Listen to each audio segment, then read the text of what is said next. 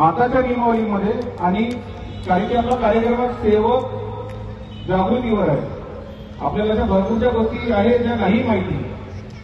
ठीक आहे, त्यासाठी हा कार्यक्रम म्हणून पहिल्या कार्यक्रमावर नियमावलीपासून चालू केलं. ही जी नियमावली आहे ही नियमावली बाबांनी सगळ्या लोकांना जाहीर केली होती.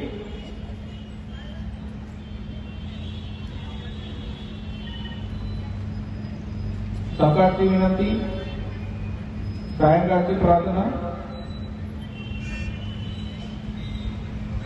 हवन कार्य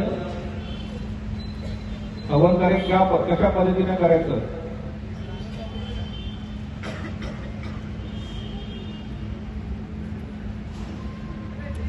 त्यानंतर इथे महत्वाचं तुम्हाला मार्गातील सेवकांकरिता नियम, हे नियम आहे.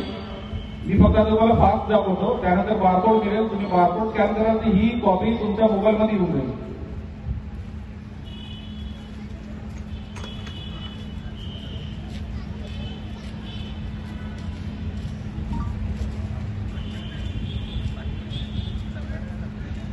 त्यानंतर मार्गात येणाऱ्या नवीन सेवकांकरिता नियम, एक मार्गातील सेवकांकरिता नियम, एक मार्गात येणाऱ्या नवीन सेवकांसाठी नियम.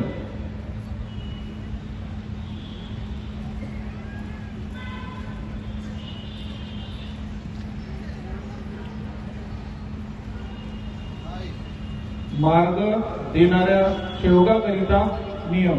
मी का बरे हायलाइटेड पॉईंट वाचत आहो. मार्गात येणाऱ्या सेवकांकरिता नियम, मार्गातील सेवकांसाठी नियम आणि मार्ग देणाऱ्या सेवकांसाठी नियम.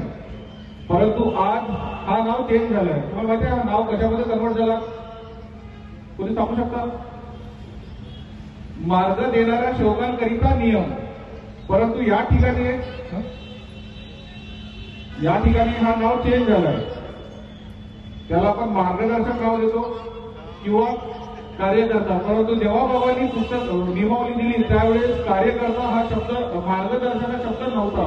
आपण पुढे चर्चा करू मार्गदर्शक म्हणजे काय होतं.